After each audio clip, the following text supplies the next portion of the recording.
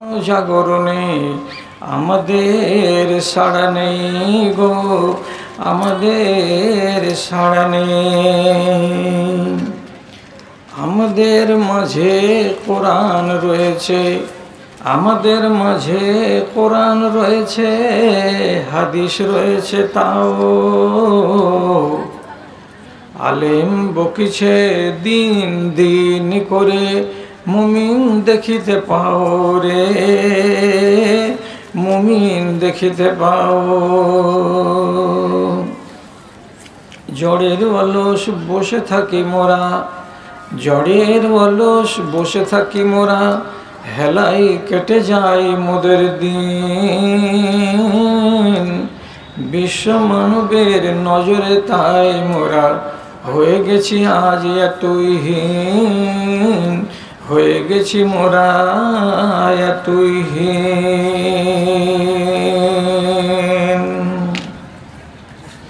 মাননীয় সভাপতি সাহেব, সমবেত এই এলাকার বিভিন্ন প্রান্ত থেকে দিনের দরদকে সাথে নিয়ে, ইমানি জজবাকে বুকে নিয়ে উপস্থিত সকল শ্রেণীর আমার প্রাণের ভাই এবং বন্ধুগণ, তথা পুরুষ মাহফিল থেকে আলাদা মহিলা মহলে স্ক্রিনের সামনে বসে থাকা আমার স্নেহের মা এবং বোনেরা, আল্লাহর শুকরিয়া আদায় করছি যে এই অনুকূল নয় প্রতিকূল মৌসুমে আপনারা ধৈর্য সহ্য সহকারে এখন পর্যন্ত বসে আছেন, বসে থাকলেন।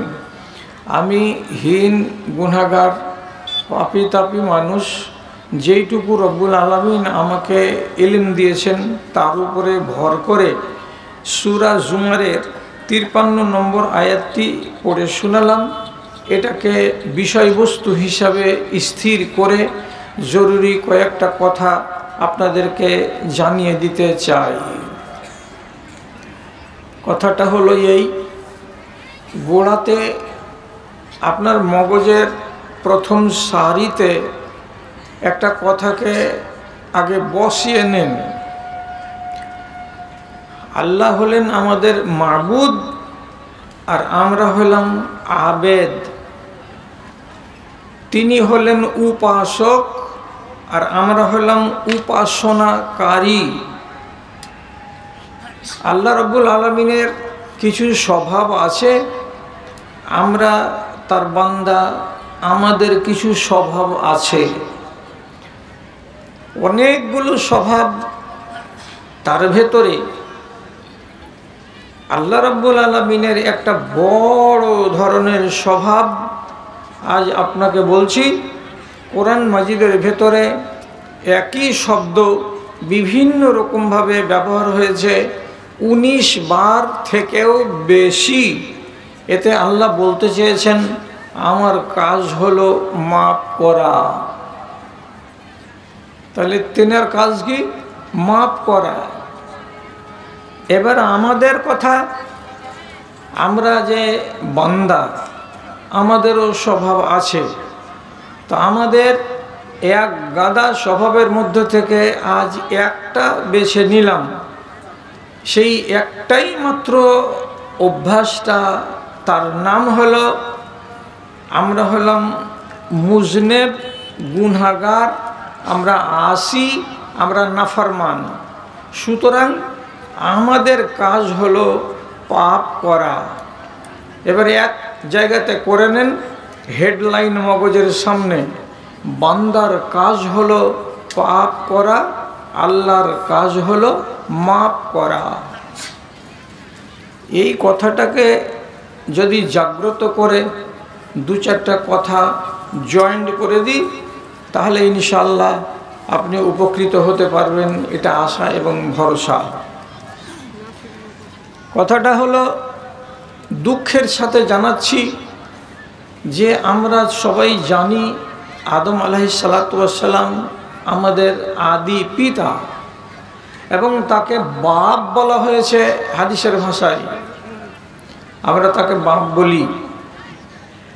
তাহলে আমরা যদি তাকে বাপ বলে মানি আর আমরা নিজেদেরকে যদি তার সন্তান বলে স্বীকৃতি দিই, তাহলে এটা হচ্ছে উচিত কথা। আমাদের বাপের মধ্যে যেগুলো ভালো স্বভাব আছে বা ছিল সেগুলোকে আমরা গ্রহণ করব।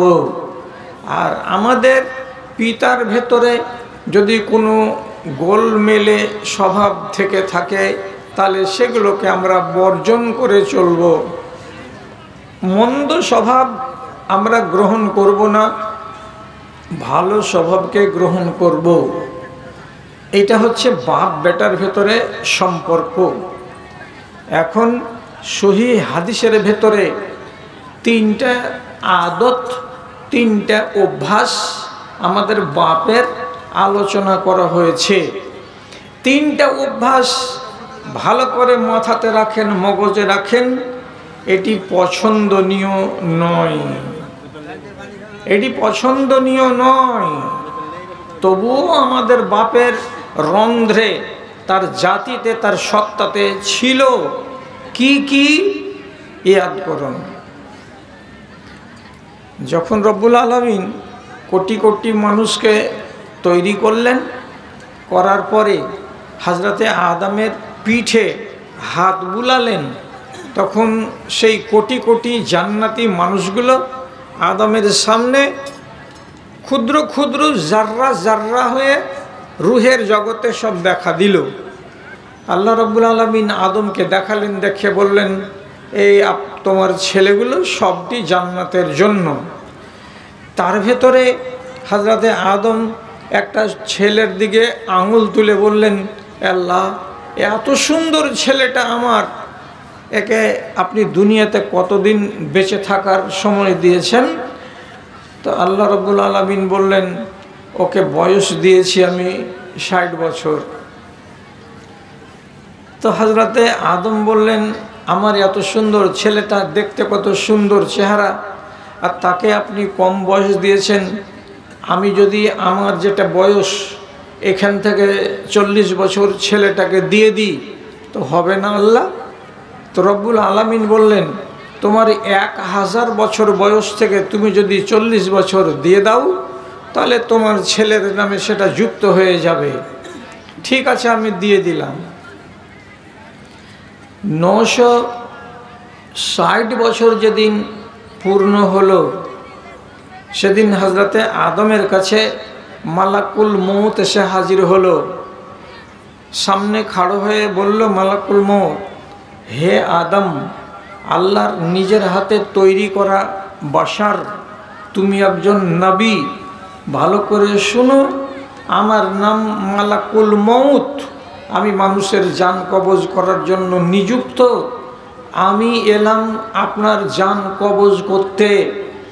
আম্বিয়ায়ে কেরাম দুনিয়াতে যত আসবেন তাদের জান কবজ করার আগে আমাকে অনুমতি নিতে বলা হয়েছে। অনুমতি যদি দেন তো জান কবজ করব, আর অনুমতি না দিলে আমি জান কবজ করব না। আম পাবলিকের জন্য আমি জীবনে কোনোদিন অনুমতি নিব না। আল্লাহর অর্ডার পেলেই আমি তার জান কবজ করে নেব। নবীদের মর্যাদা আলাদা, আম পাবলিকের মর্যাদা আলাদা। আপনাকে বলছি, আপনার জীবনটা নিতে এসেছি, জানটা কবজ করব। হযরতে আদম সাথে সাথে বলছেন, রে খেপা, কোন কথা শোনালি? আমাকে আল্লাহ রাব্বুল আলামিন 1000 বছর বয়স দান করেছেন, এখন 960 বছর হলো, আরও 40 বছর বয়স আমার বাকি আছে, আর এত তাড়াতাড়ি তুমি চলে এলে আমার জান কবজ করতে, এটা ঠিক নয়। তখন আল্লাহর ফেরেশতা বলছেন, এটা কেমন কথা? এই একটু ফুসলে হটা না, চল চল, যা বাইরে যা, হাট। তোকে ছোট থেকে ট্রেনিং দেওয়াইছে নাকি যে বড় হ্যাঁ বড় ফকির হবি? কার বেটা তুই রে? তো ফেরেশতা বলছেন, আপনি যে 40 বছর আপনার কোন বেটাকে দান করে দিয়েছেন, তো হিসাব করে দেখেন 960 হয় না? হযরত আদম একটু চোখ লাল টাল করে দিয়ে, মাথা ঝাঁকিয়ে দিয়ে হ্যাঁ ওসব কথা বলিও না, তো আমার কোনো ওগুলো কথা খেয়ালে আসে না, আমার মনে পড়ে না, আমি এগুলো উল্লেখ করতে পারছি না কখন কি বলেছি কখন কি না বলেছি। তো একসাথে হজরতে আদম আলাইহিসসালাম আল্লাহর ফরিস্তাকে বেশ কিছু কথা বলে দিলেন, অস্বীকৃতির ভাব দেখিয়ে দিলেন এবং খানিকটা তর্ক করে নিলেন, বিতর্কে জড়িয়ে গেলেন।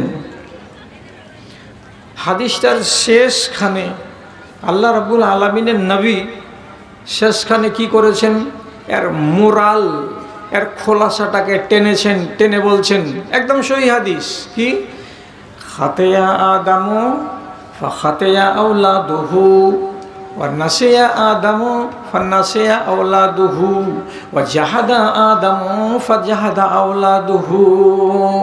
কি তরজমা? আদম আলাইহিসসালাম একটা ভুল করেছিলেন, একটা পাপ করেছিলেন, এই জন্য তার দুনিয়াতে যত বেটা আর বেটি আছে সবাই পাপ করে, সবাই ভুল করে।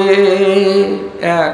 দুই নম্বর, হযরতে আদম আলাইহিসসালাম নিজের আয়ুকে কেন্দ্র করে তর্ক করেছিলেন, হুজ্জতি করেছিলেন, কথা কাটাকাটি করেছিলেন।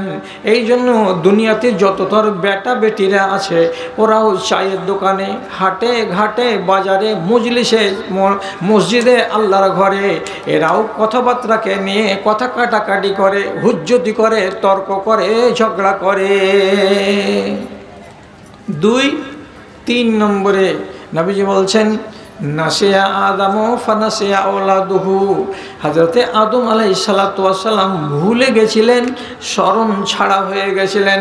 এই যে ভুলে যাওয়া কার রোগ? তোমার বাপের রোগ। নবীজি বলছেন তারই কারণে তার যত বেটা বেটি দুনিয়া আছে এরাও ভুলে যায়, এরাও স্মরণ ছাড়া হয়ে যায়।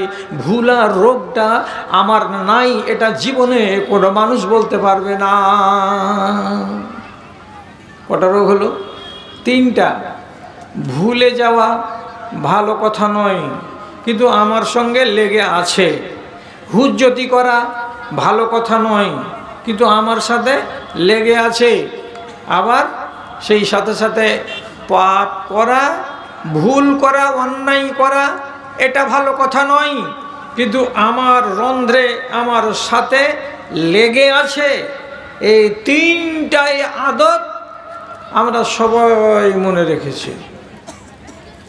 কত আফসোসের কথা, বিবিকে বলছেন আপনি বেলা 10টার সময়, রহিমার মা আমার লুঙ্গিটাকে একটু সুন্দর করে ধুয়ে রাখিও, কালকে 10টার সময় আমাদের সর্দারের বেটির জন্য জামাই দেখতে যাব এইদিকে, তো একটু ভালো চিকন কাপড় লাগবে, তো লুঙ্গিটাকে ধুয়ে চিকন করে রাখিও। পরের দিন 10টার সময় গোসল টোসল করে বিবিকে বলছে ধোয়া লুঙ্গিটা দাও, এখন বের হব জামাই দেখতে। স্ত্রী বলছে যা ভুলে গেছি, মনে নেই। আপনি পাটাম করে ওকে একটা তোহফা দিলেন, কি বলে? খারাপ ভাষা বলে দিয়ে ওর মাকে টেনে গাল দিলেন, আর দেওয়ার পরে বললেন তোকে কোনো কথা কহে জীবনে আমি সুখ পেলাম না। কালো লুঙ্গি পরে চলে গেলেন। মাঝখানে যে বকাটা দিলেন এটা নিজের পাল্লাটাকে শুধু ভারী করলেন, একটা পাপ করলেন। কেন করলেন পাপ? কেন? যে নবীজি বলছেন যে আমার উম্মতির উপর থেকে আল্লাহ রাব্বুল আলামিন 3 রকমের পাপকে উঠিয়ে দিয়েছেন। লিখেন না খাতাতে, লেখা হবে না 3 রকমের পাপ। তার ভেতরে কি কি? রাসূলুল্লাহ বলছেন তাজাওয়াজা আন উম্মতি আল খাতা ওয়ান নিসিয়ান ওয়া মা উস্তুকরিহা আলাইহি। আমার বান্দা যদি কোনো জায়গায় চুকে যায় তো চুকে যাওয়া পাপটা পাপ বলে লেখা হবে না। আমার বান্দা যদি ভুলে যায় তো ভুলে যাওয়া পাপটা তার লেখা হবে না। আর কেউ যদি তাকে এমনি করে চাকু দেখিয়ে, পিস্তল দেখিয়ে হারাম কাজ করিয়ে নাই জবরদস্তি করে, তাহলে আমার বান্দার ওই জবরদস্তির হালাতে করে নেওয়া পাপটাকে গুনাহ বলে লেখা হবে না। 3 রকমের গুনাহ আমার বান্দাদের গুনাহ, আমার উম্মতিদের গুনাহ নয়। ভুলে যাওয়াটাকে আল্লাহ তাআলা মাফ করে দিলেন যে গুনাহ বলে লিখবো না। আপনি নিজের স্ত্রীটাকে ছাড়তে পারলেন না, ওকে আচট ভাষাতে গাল দিয়ে দিলেন, দিয়ে গুনাহ করে বসে গেলেন। উচিত ছিল মাফ করে দেওয়া। কেন? খালি বলতেন তোর বাপও তো ভুলে গেছিল। কে? তা আদম। তুই ভুলবি না কেন? তাহলে তো কথাটা শেষ ছিল। রব্বুল আলামিনের নবী বলছেন একটা মানুষ যদি কি করে, জোহরের নামাজ পড়েছে, পড়ার পরে আরামে ঘুরছে বাজারে, হাটে মাঠে ঘাটে, ওর মন কি যে আসরের নামাজ 4 রাকাত আমি পড়ে নিয়েছি। যখন বেলা 4টা হয়েছে তখন কেউ যদি বলল এত তাড়াতাড়ি চলে এসেছো বাজারে, আসরের নামাজ এখানে পড়েছিলে না বাড়িতে পড়েছিলা? তখন আপনি হঠাৎ করে বলছেন বাড়িতে পড়েছি। বলছে বাড়িতে কত সকালের নামাজ পড়লা গো? তখনই আর মাথা টাউরি খেয়ে উঠে বলছে ওরে যা, এত ভুল হয়ে গেছে, আমি তো আসরের নামাজ পড়িনি, জোহরের নামাজ পড়েছি, আর আমার মন বলছে আমি আসরের নামাজও আদায় করে নিয়েছি, এটা তো ভুল হয়ে গেছে কাজ। তাহলে এখন 4:30 পৌনে 5টা মাগরিব চলে আসলো কাছিয়ে, আপনি যে ফরজকে তরক করে বসে আছেন, গুনাহ হবে কি হবে না? রাসূলুল্লাহ বলছেন না, গুনাহ হবে না। কেন হবে না? ফামান নামা আনহা আও নাসিয়াহা ফালিয়ুসাল্লিহা ইজা যাকারাহা। তোমার চরিত্র তোমার কাছে এসেছে তোমার বাপের কাছ থেকে। বাপের নাম আদম, তোমার বাপ ভুলে গেছিল, সেই রোগ তুমি ছেলে তোমার ভেতরে আছে। কাজে ভুলে গেছো, আর ভুলে যাওয়াটাকে আমি পাপ বলে লিখি না। তোমার স্মরণ হয়েছে, তুমি নামাজ আদায় করে নিলে, অতএব তুমি গুনাহ থেকে মুক্ত, তুমি পাপী নও। 3টা যেগুলো ভালো স্বভাব নয়, এইটিকে আমরা সবাই মিলে জুত করে ধরে রেখেছি, আর যেটা কাজের স্বভাব ওটাকেই ফেলে রেখে দিয়েছি সবাই মিলে। ওইটার ব্যাপারে আমাদের আগ্রহ বলে কিছু নেই। আল্লামা ইকবাল বলছেন বাপ কা ইলম বেটে কো না হো, बाप का इल्म बेटे को न हो अजबर हो, तो फिर बेटा काबिल मीरा से पेदर क्यों करो हो। এই ছেলেগুলো যদি নিজের বাপকে না চেনে ঠিকঠাক করে, তাহলে এই ছেলেরা না তার বাপের মিরাজ কেমন করে পাবে, তার বাপের সম্পত্তিতে ভাগ কেমন করে পাবে। এর মানে কি, আমরা যদি আমাদের বাপ আদমকে আমরা ঠিক করে জানতে না পারি, চিনতে না পারি, তো আমার বাপের জমিদারিটা কোথায় ছিল? তো জান্নাতে ছিল। তাহলে জান্নাতে আমরাও যাব কিসের সূত্রে? আমরা বাপের বেটা, আমাদের বাপ যদি জান্নাতে যায় তো আমরাও যাব। তো বাপকে যদি চিনতেই না পারি, তো কেমন করে বেটা আমরা আমার বাপের জমিদারি জান্নাতের ভেতরে ঢুকতে পারবো? বাপকে যদি তার নাহি চিনে ছেলে, বাপকে যদি তার নাহি চিনে ছেলে এমন অবাধ্য হয়, তবে সেই ছেলে বাপের ধনে মালে কেমনে মিরাজ পাই গো, কেমনে মিরাজ পাই। কি ছিল আমাদের বাপের স্বভাব? তাহলে গোড়াতে 1 মিনিট একটা কথা শুনে নেন। জান্নাত থেকে আমার বাপকে নিচে নামিয়ে দেওয়া হয়েছে বহিষ্কার করে। তো যখন বহিষ্কার করা হয়ে গেল আদম আলাইহিসসালামকে, তখন হযরতে আদম আলাইহিসসালাম কেঁদেছিলেন আল্লাহ তাআলার কাছে। কতদিন কেঁদেছিলেন? কোনো সহি রিওয়ায়েত পাওয়া যায় না কতদিন কেঁদেছিলেন। এক তাফসীরে লেখা আছে 300 বছর কেঁদেছিলেন। তারপরে আরেকজন মুহাদ্দিস ইবনু আবিদ দুনিয়া, উনি উনার কিতাবের ভেতরে লিখে রেখেছেন 100 বছর কেঁদেছিলেন। আবার কেউ বলছে হযরতে আদম ওই ভুলটা করে দিয়ে আল্লাহ রাব্বুল আলামিনের সামনে কেঁদেছিলেন। কতদিন কেঁদেছিলেন? 3 সপ্তাহ ধরে কেঁদেছিলেন, মানে 21 দিন কেঁদেছিলেন। আর একটি রিওয়ায়েতে লেখা আছে আল্লাহ তাআলা যখন তাকে জমিনে নামিয়ে দিলেন, তখন তিনি 100 বছর আসমানের দিকে মুখ করেননি, লজ্জায় যে আমি পাপ করেছি বলে আসমান থেকে আমাকে নিচে নামানো হয়েছে, উপর দিকে আছেন আমার রব আল্লাহ, তা আমি একটা গুনাহগার মানুষ, আমার রবের দিকে তাকাবো। এই লজ্জার জ্বালাতে হযরত আদম উপর দিকে মুখ করেননি 100 বছর। যদি কথাটা সত্য হয়, এর ব্যাপারে তো সহি কোনো প্রমাণ পাই না, কোনো মুহাদ্দিস বলেছেন বলে কথাটাকে নকল করলাম। তাহলে আমাদের বাপ কেঁদেছিলেন এবং আল্লাহর কাছে ক্ষমা প্রার্থী হয়েছিলেন, এটা সহি। 7 দিন হোক, 3 দিন হোক, 1 মাস হোক, 100 বছর হোক, 300 বছর হোক, যেটাই হোক না কেন, আমাদের বাপ নিজে লজ্জিত হয়েছিলেন, অনুতপ্ত হয়েছিলেন, আল্লাহ রাব্বুল আলামিনের কাছে খাকসারি জাহির করেছিলেন। তারপরে রাব্বুল আলামিন তাকে মাপ দিয়েছিলেন। খাকসারি জাহির করার দুয়াটা এখানে যতটি আমার ভাই আছেন আপনাদের সবারই জানা আছে। সেটা কি? রব্বানা জালামনা আনফুসানা ওয়া ইল্লাম তাগফির লানা ওয়া তারহামনা লানাকুনান্না মিনাল খাসিরিন। এই কথাটা বলে যখন তিনি কাঁদতে লাগলেন, আল্লাহ রাব্বুল আলামিন তাদের মিয়া বিবির উপরে রহম করে বললেন, ফাতাবা আলাইহি ইন্নাহু হুয়াত তাওয়াবুর রহিম। আল্লাহ তাআলা দুজনকে ডেকে বললেন, যাও, তোমরা যখন পাপ করেছো আর পাপ করার পরে তোমরা আমার সামনে খাকসারি প্রকাশ করছো, তোমরা শয়তানের মতো হুজ্জতি করনি, তোমরা ইবলিস শয়তানের মতো তর্ক করতে আসনি, তখন তোমাদের এই সুন্দর বুদ্ধিটা দেখে আমি তোমাদের উপরে দয়াবান হলাম, তোমাদেরকে ক্ষমা করে দেওয়া হলো, তোমাদেরকে মার্জনা করা হলো, কিন্তু আমি আমার জান্নাতে তোমাদেরকে রাখবো না, নিচে চলে যেতে হবে।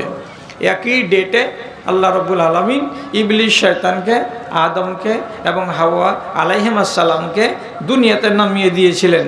একজনের কাজ হলো বানি আদমের অর্থাৎ আদমকে, তার আউলাদকে বিপথে পরিচালিত করা, আর আদম আর হাওয়ার দুজনের কাজ হলো আল্লাহর ওয়াহাদানিয়াতকে দুনিয়াতে প্রতিষ্ঠিত করা, ন্যায় এবং ইনসাফকে কায়েম করা। দুজনের লড়াই তখন থেকে শুরু হয়েছে। ইবলিসের তবলিগ এক রকমের আর নাবিদের তবলিগ আর এক রকমের। সেই যুগ থেকে ইবলিসের চলছে অভিযান, পরে যুগে যুগে যুগে যুগে একটা করে মানুষের সেকেলে এলো ইবলিস শয়তান।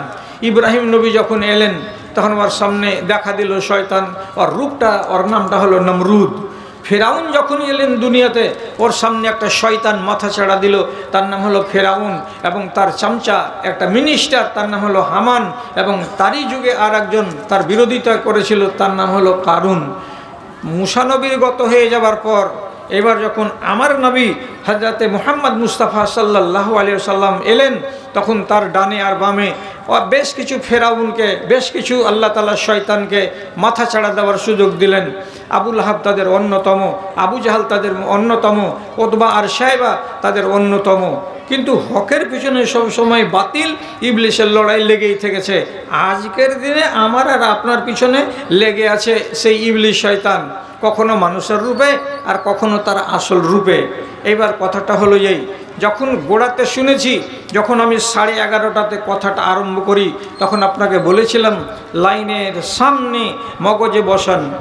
আমাদের কাজ হলো পাপ করা আর আল্লাহ রাব্বুল আলামিনের কাজ হলো মাফ করা। তাহলে আপনি এক নাগাড়ে পাপ করেই যাবেন আর আল্লাহ তাআলা একদিক থেকে মাফ করেই যাবেন, এটাই নিয়ম না নিয়মের মাঝখানে কোনো ব্যবধান আছে? ভালো করে শুনবেন। পাপ করার পরে মনকে মজবুত করে যদি বাড়িতে বসে থাকেন তাহলে মাফ হবে না। মাঝখানে একটা জিনিস আপনাকে নিয়ে আসতে হবে, সেটা হলো কি? আপনার মুখ থেকে বের হবে কি? মুখ থেকে বের হবে নাদামত, লজ্জা, অনুশোচনা, অনুতাপ। আপনি মুখে বলবেন খুলে, আল্লাহ আমি লজ্জিত, আমাকে বড্ড শরম লাগছে যে আমার দ্বারাই এ কাজটা হয়েছে, তুমি আমাকে মাপ দাও, আমি তওবা করছি। তওবার মানে হলো ফিরে আসা, এ কাজ আমি করব না, এবার তুমি আমাকে মাপ দাও। মাপ দেওয়ার জন্য ভাষা হলো আস্তাগফিরুল্লাহ, আমি তোমার কাছে মাপ চাইছি। তাহলে আপনি যদি বসে না থাকেন, যদি ভুল করার পরে পদক্ষেপ করেন, তাহলে আপনি হুঁশিয়ার ইনসান, মাপ হবে। আর পাপ করার পরে যদি আরাম করে নাকে তেল দিয়ে ঘুমান, তো আমার ওয়াজ শুনেছেন, শুনে খুশিতে বসে থাকবেন, এই ভুলটা করিয়েন না। গুনাহ জমে থেকে যাবে, গুনাহ পাহাড়ের আকার নিয়ে কিয়ামতের দিন হাজির হবে। অতএব চালাক ইনসানের কাজ হবে বাপের চরিত্রকে ধরা। ভুল হয়ে গেছে তো গেছে, আমি লজ্জিত, আমি খাকসারি প্রকাশ করছি, আল্লাহ তুমি আমাকে মাপ দাও, এই চলনটা ছেড়ে দিয়েছি।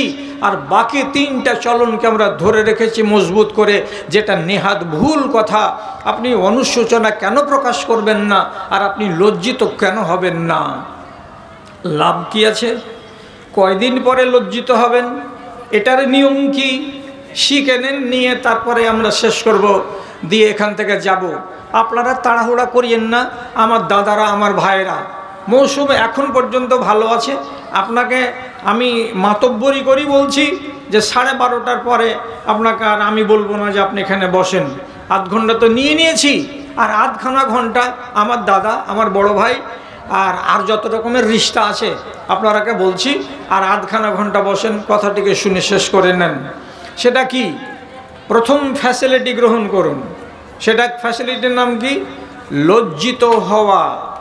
রাসূলুল্লাহ হাদিসে বলছেন, আন্নাদামাতু মিনাত তাওবাতে। কোনো মানুষ যদি নির্জনে নিরিবিলিতে বসে নিজের পাপটাকে বলে স্মরণ করে এবং লজ্জিত হয়, নবীজি বলছেন লজ্জিত যদি হয় তো এটাকে তওবা ধরে নেওয়া হয়, আর তওবা যদি ধরে নেওয়া হয় আপনার গুনাহটা মাফ হয়ে যায়। মনে সন্দেহ থাকলো, কি বলে আমি তো লজ্জিত হইলাম আল্লাহ তাআলার কাছে, মাপ দিলেন কি দিলেন না আল্লাহ তাআলা? আপনি কনফার্ম হয়ে যান, নিশ্চিত হয়ে যান। কি বলে নিশ্চিত? 1 নম্বর কাজ করে দিয়েছি আল্লাহ, কি? আমি লজ্জিত, আমি শর্মিন্দা আল্লাহ তাআলা। 2 নম্বর কাজ করেন কি? এবার আপনি ইস্তেগফার করেন। ইস্তেগফার মানে কি? ওই পাপটাকে মনে মনে স্মরণ করেন, আর করার পরে আল্লাহ তাআলাকে বলেন আস্তাগফিরুল্লাহ রাব্বি মিন কুল্লি যামবি ওয়া আতুবু ইলাইহি। গ্যারান্টি মাফ হবে। তবে একটা কথা বলি, বেশি সময় নিতে হবে না। বেশি সময় নিলে নিজের ক্ষতি আছে, নিজের লস আছে। একদম সহিহ হাদিস আপনাকে বলছি, আপনি পাপ করার পরে যদি প্রথম চান্সে গাটাকে ধুয়ে নিতে চান, তাহলে এই হাদিসের উপরে আমল করেন। হাদিসটা কি? নবী বলছেন, ইন্না সাহেবাশ শিমালে লা ইয়ারফাউল কালামা আনিল মুখতিয়া সিত্তা সাআতিন।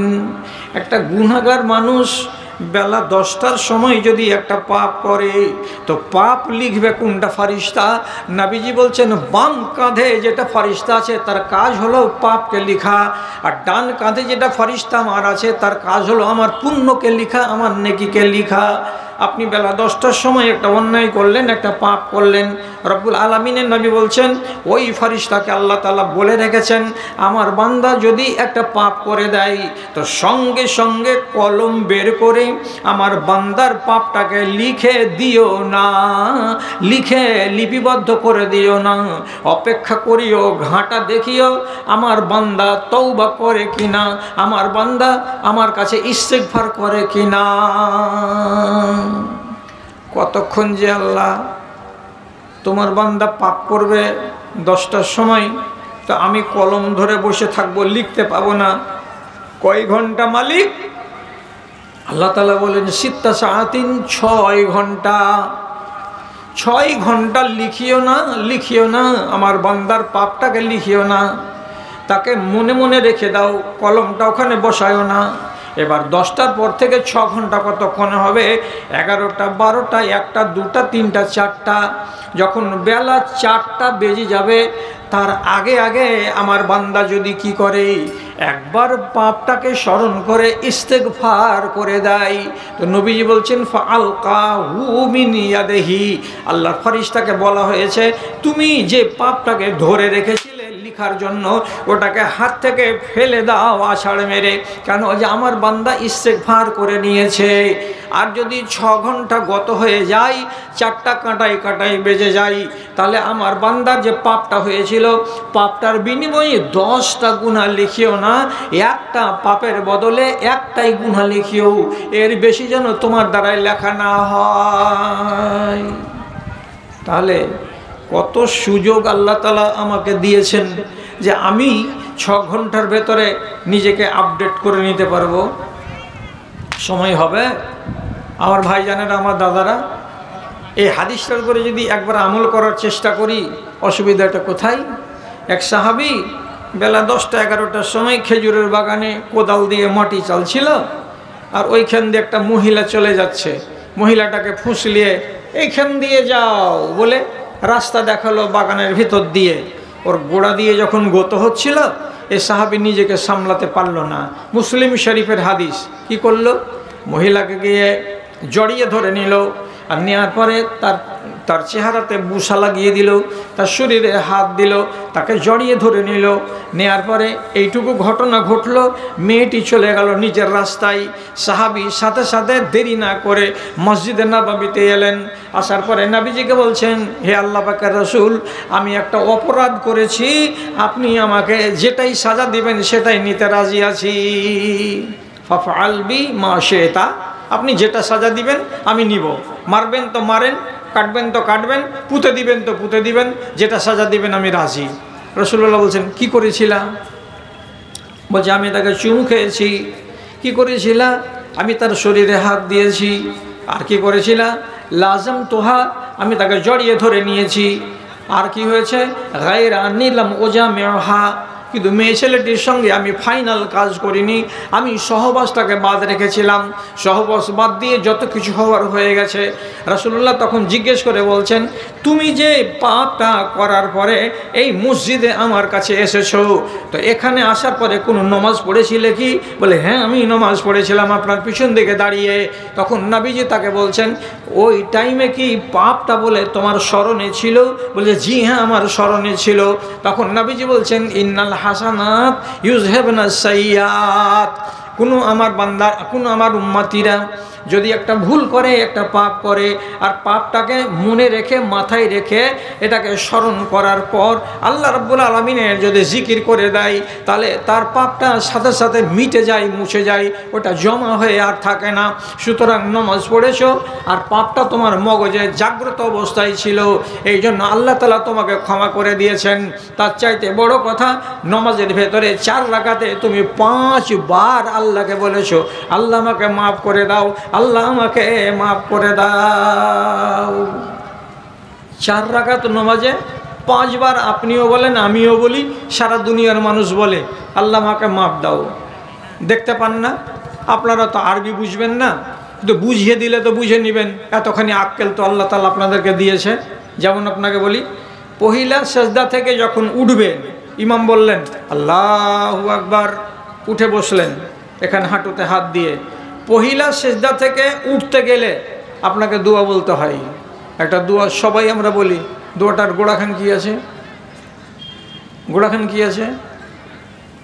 ছেলেগুলো কেউ কখনো জি, পহিলা সিজদা থেকে যেমনি উঠব তো আমাকে দোয়া বলতে হবে। দোয়াটা কি?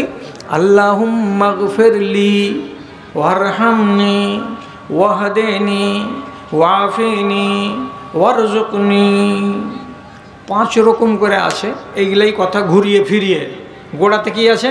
আল্লাহুম্মা গফিরলি, আল্লাহ তুমি আমাকে মাফ দাও। তাহলে 4 রাকাত নামাজে কয়বার হলো বলা? কথা বললো না জি, কয়বার? 4 রাকাতে 4 বার। শেষ তাশাহুদে বসে আত্তাহিয়াত পড়া হয়ে গেল, তারপরে দরুদ পড়া হয়ে গেল, তারপর আর একটা দোয়া বলবেন আপনি। দোয়াটা কি? আল্লাহুম্মা ইন্নী যালামতু নাফসি যুলুমান কাসীরান ওয়ালা ইয়াগফিরু যুনুবা ইল্লা আনতা ফাগফিরলি মাগফিরাতাম মিন ইনদিকা, ফাগফিরলি মাগফিরাতাম মিন ইনদিকা। আবার এখানে আল্লাহ তাআলাকে কি বলছি? আয় আল্লাহ তুমি আমাকে তোমার পক্ষ থেকে মাফ করে দাও, আমি তোমার কাছে ক্ষমা প্রার্থী। তাহলে 4 রাকাত নামাজে 5 বার আল্লাহকে বললাম আল্লাহ আমাকে মাফ করে দাও। আল্লাহকে কখনো 5 বার বলতে হয়? নিজের বাপ মা যদি রেগে যায় তো 10 বার বলতে হয়, কিন্তু আল্লাহ রাব্বুল আলামিনকে 5 বার বলতে হয় না? তার আগেই আপনার মার্জনা হয়ে যাবে। তাহলে নমাজ পড়ে দিলেন, পরের গুনাহটা স্মরণ করেছিলেন বলে আপডেট, মাফ হয়ে গেল। এইরকম মানসিকতা আপনাদের যদি থাকে, তাহলে আল্লাহর কসম দিয়ে বলছি, বাজারে ঢোকার আগেই যদি একটা ভুল হয়ে যায়, কি কিছু একটা ভুল করে দেন, 15 মিনিট পরে আপনি একাই একাই বলে নেবেন আস্তাগফিরুল্লাহ, তাহলে আপডেট, গুনাহটা মুছে গেল। রাসূলুল্লাহর কোনো পাপ ছিল না, অথচ তিনি সারাটা দিনে আর রাতে 100 বার করে আস্তাগফিরুল্লাহ পড়তেন।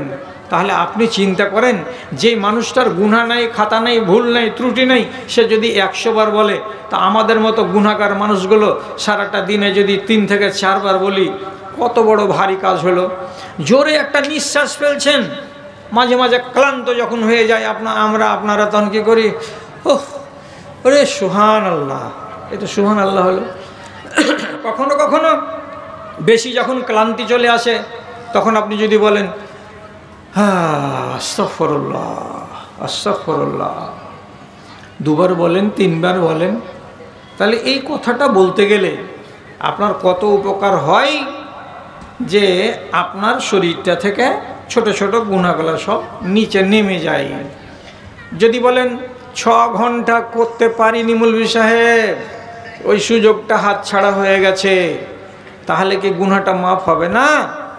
রাত 10টার সময় পাপ করেছিলাম আমের বাগানে, আমি সারা রাত আল্লাহকে বলিনি, লেখা তো হয়ে গেছে পাপটা, ওই সুযোগটা তো হাতছাড়া হয়ে গেছে, তাহলে কি আর মাফ করা যাবে না? সুযোগ যদি হাতছাড়া করে দেন আর পাপটাকে যদি জমিয়ে রেখে দেন, তাহলে সুযোগ হাতছাড়া হয়ে যাওয়ার পর ওটা যখন কাগজে উঠে যাবে, সেটাকে মুছে দেওয়ার জন্য আপনাকে লকড়ি বেশি করে পোড়াতে হবে, অত সহজে এটা মাফ হবে না, একটু কষ্ট করতে হবে বেশি। কেমন? রাত্রি 12টার সময়, 1টার সময়, 2টার সময় জাগবেন, মসজিদে যাবেন, সলাতুল হাজা, আমার দরকারের নামাজ 2 রাকাত আপনি পড়ে নেবেন। নেওয়ার পরে মসজিদের কোণাতে বসে বসে হাত তুলে তুলে আল্লাহ রাব্বুল আলামিনকে বলবেন। প্রথমে আল্লাহর তসবিহ বয়ান করবেন, বাংলাতে হোক বাংলায়, আর আরবিতে হোক আরবিতে। তারপরে আল্লাহ তাআলাকে বলবেন, পরওয়ারদিগার, আজকে রাত্রি 2টার সময় মসজিদে এসেছি, 2 রাকাত নামাজ পড়লাম, একটি মাত্র উদ্দেশ্য হলো এই, তোমার কাছে আমি হাত পেতে চাইবো। কি চাইবো? যে আল্লাহ, অমুক দিন, অমুক তারিখ, অমুক মাসে আমি এ পাপটা করেছিলাম, এটার মার্জনা চাই, আল্লাহ তুমি আমাকে মাফ করে দাও।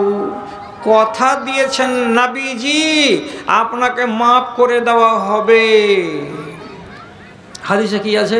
সাল্লু বিল্লাইলি ওয়ান নাসু নিয়াম, নামাজ পড়ো ওই টাইমে যখন সারা জগৎ ঘুমাবে, সারা দুনিয়ার মানুষ ঘুমিয়ে থাকবে, তখন তুমি মসজিদে 2 রাকাত নামাজ পড়ে নিয়ে আল্লাহর কাছে মাপ চাও, তোমার কাজ হয়ে যাবে।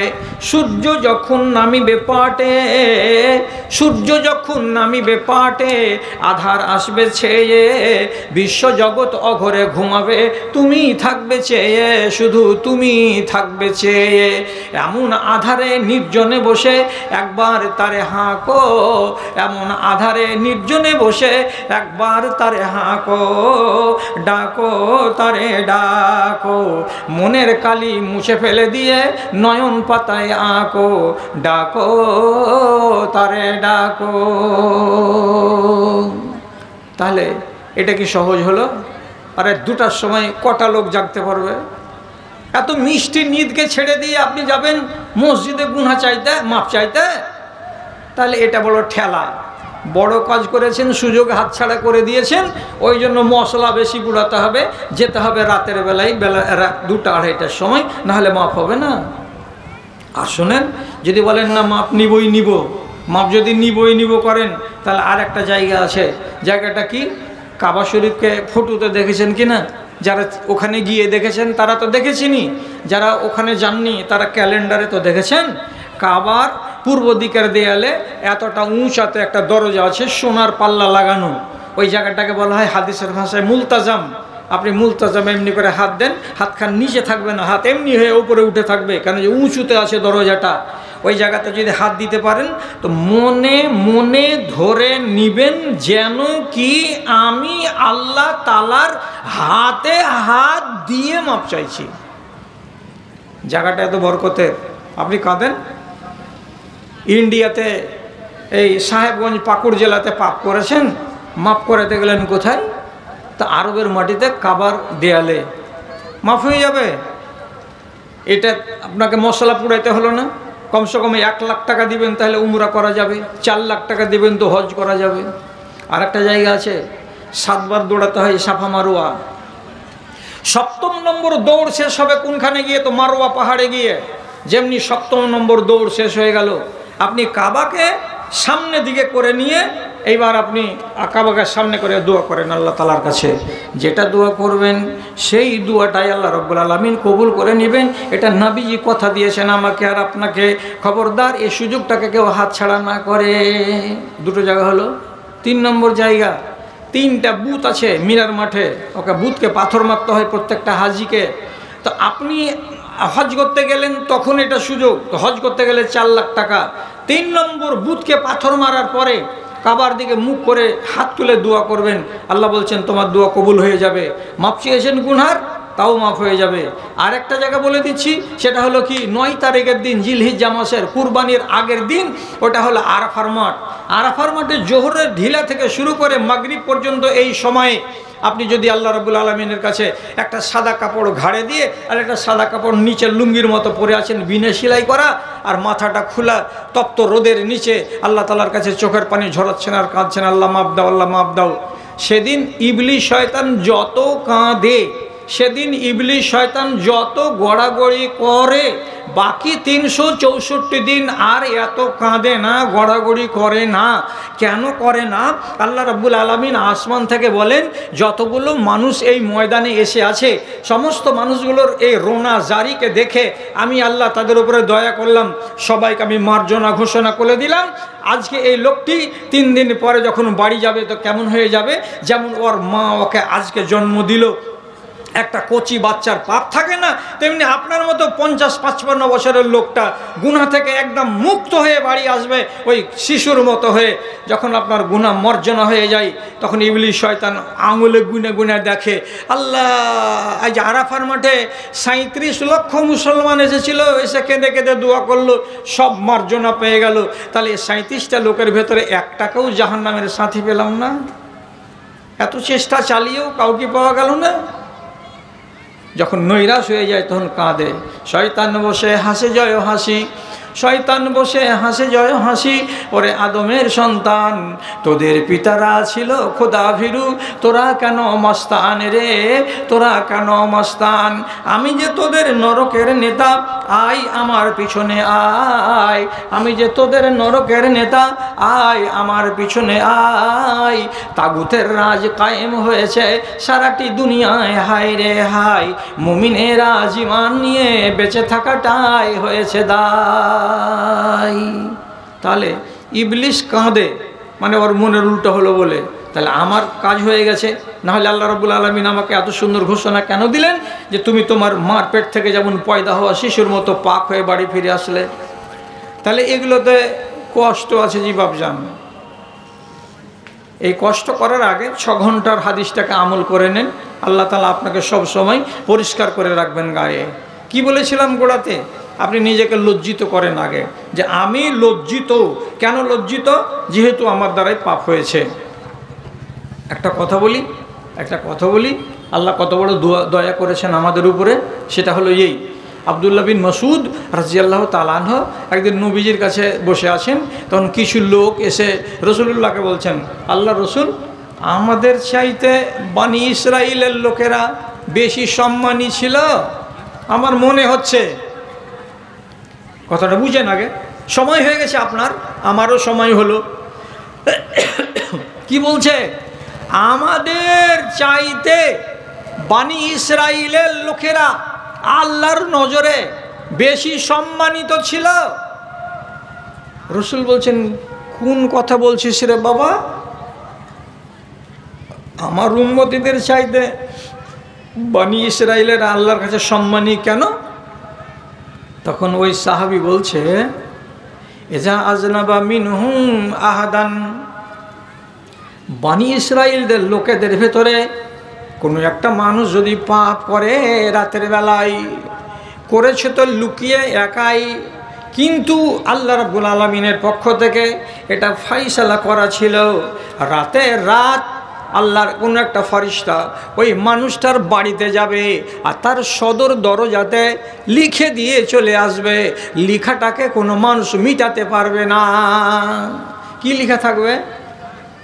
ইজদা আনফাকা ইকতা ওজনাকা, কোনো দেওয়ালে লেখা আছে তুমি তোমার কানটাকে কেটে দাও, যতক্ষণ কান না কাটবে তোমার গুনাহ মাফ হবে না। কাউরি দেওয়ালে লিখে থাকবে, গেটে লিখা থাকবে তুমি তোমার নাকটাকে খানিকটা কেটে দাও, নাক যদি না কাটো তো তোমার গুনাহ মাফ হবে না। সকালবেলায় ঘরের মেন দরজার চোকাটে লেখা আছে, যদি এইরকম লেখা দেখা যায় আপনি দৌড়িয়ে দৌড়িয়ে বলবেন কি আমি না মারে একটা ভিজা কাপড় লিয়াই ধরে জলদি করে মুছে দিরে, নাহলে কেউ যদি পড়ে নেয় তো জেনে নিবে রাতের বেলায় আমি একটা পাপ করেছি। পাপ করলেই ওর শাস্তিটা ওর ঘরের দরজাতে লিখে দিবেন আল্লাহ তাআলার ফেরেশতারা। তাহলে তো আমি ধরা পড়ে গেলাম যে দিনের বেলায় মুন্সিগিরি আর রাতের বেলায় মুরগি চুরি, তো আমার তো ধরা পড়ে গেল যে আমি ভালো মানুষ নই। তো তাহলে মুছে দাও।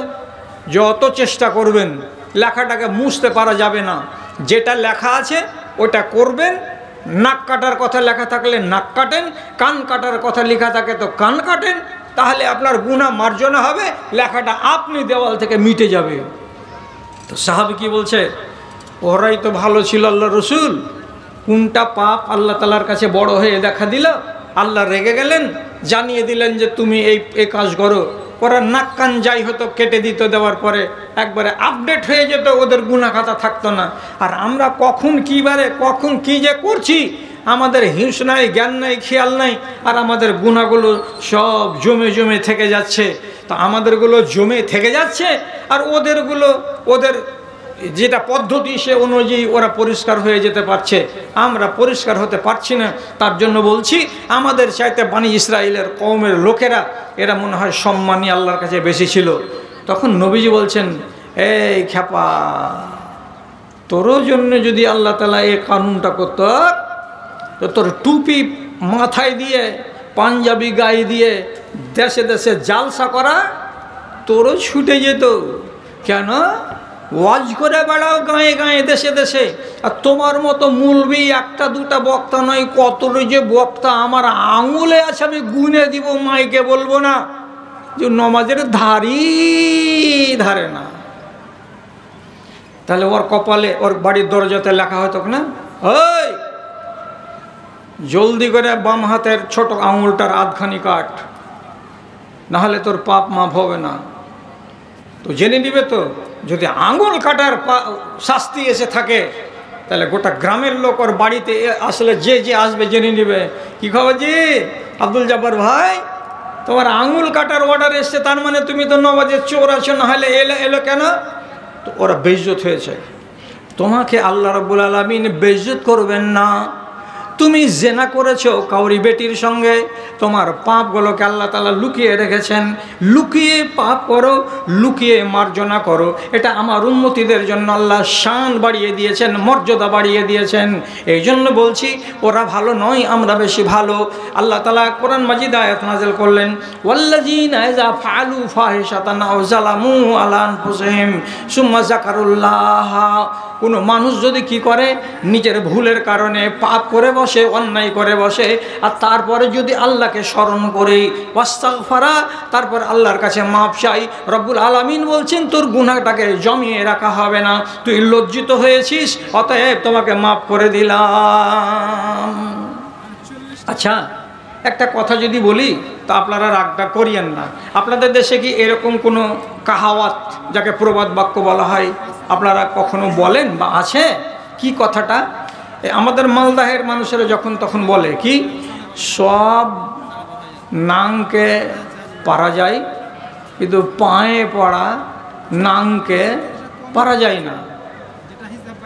ভাষাটা খারাপ, কিন্তু অ্যাকচুয়ালি কথাটা যদি সুন্দর করে বলা যায় তাহলে সব মানুষকে পারা যায়, কিন্তু পায়ে পড়া মানুষকে পারা যাবে না।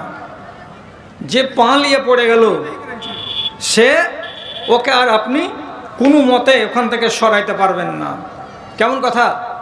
আপনার ভুট্টার জমিতে আমার মহিষ গিয়ে 20-25টা গাছকে খেয়ে একদম মাটি সাঁটা করে দিয়েছে, আপনার রেগে তো আগুন, আপনি হ্যাঁ কত বড় ক্ষতি, আপনার ভিতরে খালি আগুন জ্বলছে, আপনার উপরে রেগে যে তোমার মহিষে আমার এত বড় আকাম করে দিল, এত বড় ক্ষতি করে দিল। তো আমার মতো লোকটা তখন করলো কি, আপনার চোখ লাল দেখে আপনার কাছে যে ওই একই বেঞ্চে চায়ের দোকানে যে খচ করে করে হাতখান ধরে কয়েছে, সর্দার ভাই মনে কিছু করিস না যে ভাই, আমি কি মানুষ, আমার মতো মানুষ তো যায়নি, আবলা ধন আর জ্ঞান নেই, না হলে কি এরকম করে ভুট্টাকে বরবাদ করে। তো যাক, ওই জানোয়ারের ভুলটা আমি স্বীকার করছি, তুমি আমাকে মাফ করে দিও ভাই, আমি আপনার কাছে ক্ষমা চাইছি। আর যদি আপনার খুব ক্ষতি হয়ে যেয়ে থাকে তো 20টা ভুট্টার গাছে 40টা মোচা হবে, আমি মোচার খেসারত দিয়ে দিব, তুমি রাগ করিও না দাদা আমার উপরে।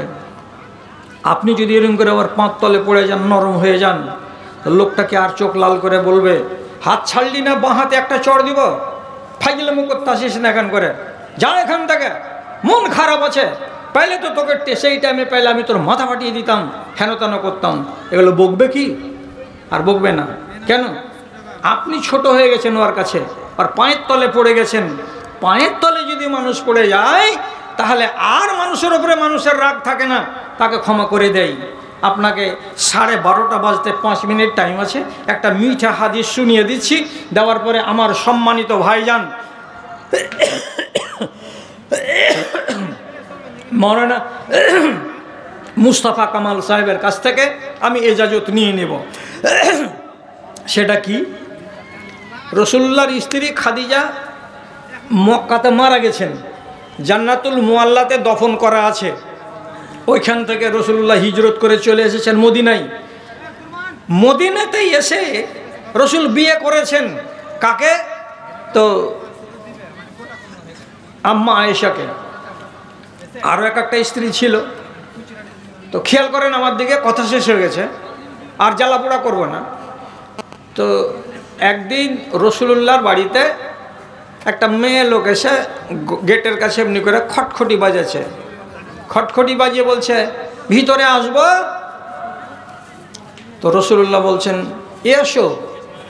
তো ভিতরে যেমনি ঢুকেছেন, তো রসুলুল্লাহ মেয়েটার চেহারা দেখা মাত্রই খুশির জ্বালাতে কি বলছেন, আল্লাহুম্মা হালাতো, আল্লাহুম্মা হালাতো। এর মানে কি, যেই মহিলা বাড়িতে ঢুকেছেন তার নাম হলো হালা।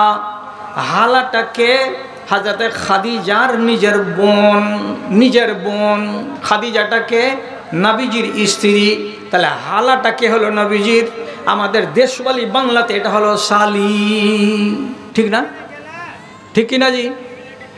স্ত্রীর বোনকে কি বলি আমরা? ঘরোয়া বাংলা এটাতে শালি বলি। তো রসুলুল্লাহ হালাকে দেখে এত খুশি হলেন যে খুশির জ্বালাতে বলছেন কি, আল্লাহুম্মা হালা, আল্লাহুম্মা হালা। ওরে সুবহানাল্লাহ, আল্লাহ জি আমার বাড়িতে কে এসেছে? তো হালা এসেছে, আমার বাড়িতে হালা এসেছে। দিয়ে রসুল্লাহ বলছেন, রে আয়েশাকে দেখে বলছেন, রে এটা আমার স্ত্রী খাদিজার এটা বোন, যে খাদিজা আমাকে মক্কার মাটিতে আমার সম্মান করেছিল, প্রথম ঈমান এনেছিল, এটা আমার প্রথম স্ত্রী, তারই এটা বোন। একে দেখলাম তো খাদিজাকে বলে আমার মনে চলে এলো, তার জন্য এত খুশি হয়ে আমি বারবার বলছি আল্লাহুম্মা হালা, আল্লাহুম্মা হালা। তো সতীনের তারিফ শুনে হযরত আয়েশা একটু চালাক মেয়ে ছিলেন, যুবতী মেয়ে, কম বয়সী, রসুলুল্লাহকে আর ছাড়লেন না, সাথে সাথে বলে দিলেন, আসতে কহ না জি, শেষের বেলায় জ্বালাইছে ওখানে। কি বলছেন? আজুজুল মিন কুরাইশ হালাকাতহু দাহারো হামরা উসাদকাইনি ওয়াকাদ আবদালাল্লাহু খায়রাম মিনহা। হে আল্লাহ পাকের রসুল, কুরাইশ বংশের আরবদের একটা বুড়ি বেটি ছেলে, ওকে আল্লাহ তাআলা মেরে দিয়েছেন, কবরে চলে গেছে, বেঁচে আর নাই। বুড়িয়ে গেছিল, গালপট্টিগুলো তার ঝুলে ঝুলে গেছিল, লাল লাল হয়ে গেছিল। এমন একটা বেটি ছেলেকে আপনি যখনই তার নাম আসে তখন এত মোহিত হয়ে তার আলোচনা করেন কেন? অথচ আল্লাহ রাব্বুল আলামিন ওই মেয়ে ছেলেটার চাইতে আপনাকে সুন্দরী সুন্দরী বাড়িওয়ালি দান করেছেন, আপনি এদেরকে পেয়েছেন, ওকে ভুলে কেন যান না? ওই বুড়ি মেয়ে লোকটার আলোচনা কেন আপনি ভুলে যান না?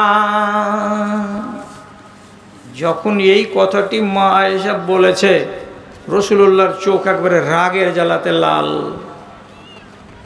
দিয়ে রসুল কি বলছেন, রাগকে সামলাতে না পারে দিয়ে বলছেন, ওয়াল্লাহে মা আবদালানিল্লাহ খায়রাম মিনহা, আল্লাহর কসম খেয়ে বলছি খাদিজার চাইতে ভালো বাড়িওয়ালি আমাকে আল্লাহ তাআলা দেন নাই। হলো একটা জবাবে বিষ মেরে দিলেন রসুলুল্লাহ, চোখ লাল হয়ে গেছে আয়েশার কথা শুনে। 2 নম্বরে কি বলছেন, ফাইন্নাহু আসানি ফি শাদায়েদে, দুঃখের দিনে আয়েশা আমার, দুঃখের দিনে খাদিজা আমার সঙ্গী ছিল, তোমরা হলে সুখের দিনের আমার বিবি। তখন ছিল কত যন্ত্রণার যুগ, আর এখন হয়েছে সুখের যুগ। খাদিজা আমার বিবি হলো কেমন, তো কষ্টের দিনে দুঃখের দিনে, আর তোমরা বিবি হলো কেমন, তো আমার সুখের দিনে। তারপরে নবীজি বলছেন, আমাকে খাদিজা আউলাদের মুখ দেখিয়েছে, তার পেট থেকে 4টা বেটি পয়দা হয়েছে আমার। ফাতেমা খাদিজার পেট থেকে হয়েছে, রুকাইয়া, উম্মে কুলসুম, জাইনাব এরা আমার বেটি। কে জন্ম দিয়েছে, তো খাদিজা জন্ম দিয়েছে। কিন্তু তোমাদের মতো বিবিগুলো এখন পর্যন্ত একটা আউলাদ আমাকে দিতে পারেনি। তাহলে আউলাদ দেওয়ার দিক দিয়ে আমার ইজ্জত বাড়িয়েছে কে, তো খাদিজা, আর তোমরা আমাকে আউলাদ দিতে পারোনি। অতএব জেনে রাখো আয়েশা, ওর চাইতে তোমরাকে আল্লাহ তাআলা উত্তম হিসাবে আমাকে দান করেন নাই। কড়া কড়া পাটাপাট জবাব শুনে নিয়ে হযরত আয়েশা দেখলেন রসুলুল্লাহর চোখ তো লাল। এখন লাল চোখ নিয়ে যদি এখান থেকে রসুল উঠে চলে যান, তাহলে আমার কোন দুর্গতি হবে, যে রসুলকে আমি নারাজ করে দিলাম, এত বড় বেয়াদবি করে কি থাকা যায়? তো রসুলুল্লাহর চোখকে নর্মাল করতে হবে, অর্থাৎ চোখের লালটা যেন কেটে যায়, গরম মাথাটা যেন ঠান্ডা হয়ে যায়। কি দিয়ে ঠান্ডা করা যাবে? কি বলেছিলাম 10 মিনিট আগে, পায়ে পড়ে যান। পায়ে পড়ে যেতে গেলে সব ওষুধ মিলে যাবে। কি করে পায়ে পড়লেন এবার দেখেন। হ্যাঁ, হযরত আয়েশা এবার বলছেন কি, ওয়াল্লাহি, রসুলকে সামনে করে বলছেন, আফু আন্নি ইয়া রাসূলুল্লাহ, ফাইন্নাকা লা তাসমাউ বাদা হাযাল ইয়াউমে কালিমাতান ইউজিকা। আমি কসম খেয়ে বলছি আল্লাহ পাকের নবী, এর পরে জীবনে কোনো দিন আমার মুখ থেকে আয়েশা, আমার মুখ থেকে খাদিজার সম্পর্কে এমন কোনো কথা শুনতে পাবেন না যে কথাটা আপনাকে কষ্ট লাগবে, আপনার মনের ভেতরে জ্বলন সৃষ্টি হবে, আপনাকে ব্যথা লাগবে। আমি এমন কথা জীবনে বলবো না। আমি আপনাকে কথা দিলাম, আর গোড়াতেই বলছেন আফু আন্নি, আল্লাহর নবী আপনি আমাকে মাফ করে দেন, এটা বলা আমার ভুল হয়েছে। তো যখন গোড়াতেই বলছেন আমাকে মাপ দেন, আমার ভুল হয়ে গেছে, আর তারপরে কি বলছেন, জীবনে এইরকম কথা আর বলবো না খাদিজা সম্পর্কে, যেটা শুনতে গেলে আপনার মনে কষ্ট হবে, আমি জীবনে আপনাকে আমি কষ্ট দেব না, আপনাকে কথা দিলাম। রসুলুল্লাহর মনটা ঠান্ডা হলো, রসুলুল্লাহর চোখটা একটু নর্মাল হলো, তারপরে স্বাভাবিক জীবনে ফিরে এলেন। আসার পর ওইখান থেকে হাসতে হাসতে উঠে বাইরের দিকে গেলেন। যদি আম্মা আয়েশা লজ্জিত না হতেন, যদি আম্মা আয়েশা শর্মিন্দা না হতেন, তাহলে পরে রসুলুল্লাহ তাকে হয়তো ক্ষমা করতেন না, আর ক্রোধ নিয়েই আল্লাহ রসুল বাইরে চলে যেতেন। তখন অবস্থাটা কি দাঁড়াতো? এই জন্য শেষের বেলায় আপনাকে বলছি এটাই কথা, ভুল যদি হয়, আর হবে না কেন, আমরা ইনসান, আমাদের লেখা আছে, রব্বুল আলামিন কলমে দিয়ে লিখে দিয়েছেন, আর নবীজি বলে দিয়েছেন সাফ করে। জিজ্ঞেস করেন আমার মাওলানাকে, আমার মাওলানাকে, উনিও জায়গা জায়গা ওয়াজ করে বেড়ান, মুস্তাফা কামাল সাহেব। কুল্লু বানি আদমা খাত্তাউন, পৃথিবীতে বানি আদমের যতগুলো আউলাদ আছে সব গুনাহগার, সব গুনাহগার, সব গুনাহগার। খায়রুল খাত্তাইন আত-তাওয়াবুন, সব থেকে ভালো গুনাহগার কোনটা? পাপ করার পরে যে মাপ চাই ওইটা। তাহলে আমাদের সামনে পথ খোলা আছে, আপনি খোলা পথকে বন্ধ করবেন না। এখন আমাদের ঘড়িতে বেজে গেল 12টা 35, কী করবো মাওলানা? মানুষকে ছেড়েই দিই, পরিস্থিতিটা আমাদের অনুকূলে যখন নাই তখন আর আপনাদেরকে কষ্ট দিব না।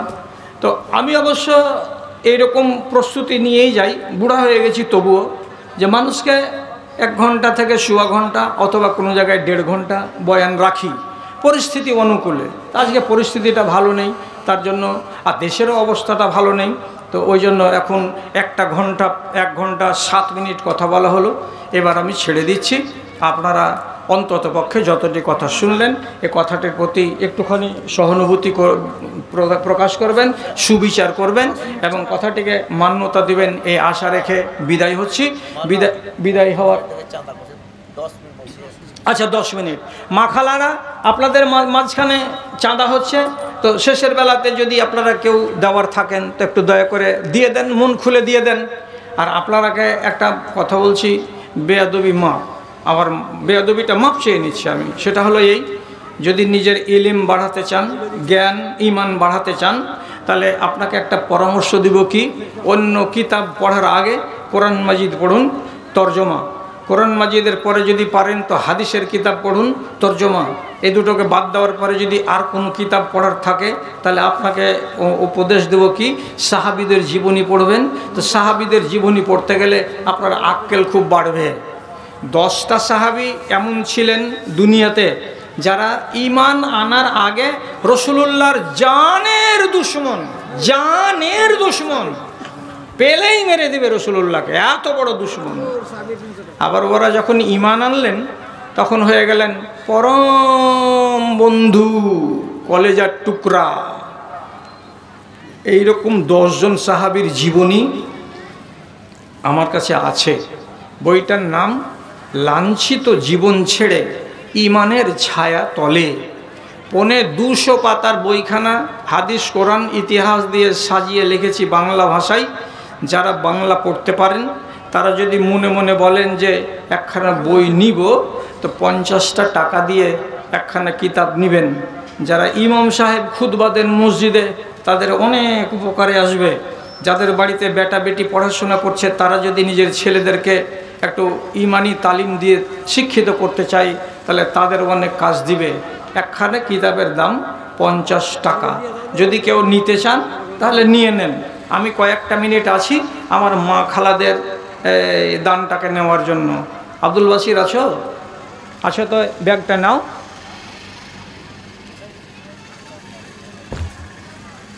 কোনো দাদা যদি বলেন যে হ্যাঁ একটা নিব, তো ব্যাগটাকে খুলে ওদিকে ওই আইলে বসো, এটা টেনে নাও, নিয়ে ওই আইলে বসে যায়। এবার আর মা খালারা তো দিবেন, ওইখানে ওই যাও, আইলে যাও। মা খালারা তো দিবেন, তাহার খালুরা দিবেন না কেউ? খালারা তো দিচ্ছে, ওরা 5 মিনিট টাইম নিয়েছে। তো আমার দাদারা, ভাইয়েরা আর বাবা জীবনেরা, কে কে বাদ আছেন যে সমলে এখন পর্যন্ত কোনো টাকাই দেননি? যদি এরকম থাকেন তাহলে আপনাকে বলবো আপনি ছোট করে দেন। একবারে এত বড় করে দিবেন সেটা আমি বলি না, আপনি ছোট করে দেন আমাকে। 500 এখন নাই তো 100টা টাকা দেন, 100 এখন নাই 50টা টাকা দেন। যদি বলেন পকেটে আজকে টাকা আনতে ভুলে গেছি, তাহলে আমার মৌলানার সামনে খাতা আছে, আপনি খালি মুখে বলে দেন যে মৌলানা আমার নাম আব্দুল সালাম, আমার বাড়ি এই টোলায়, আমার নামে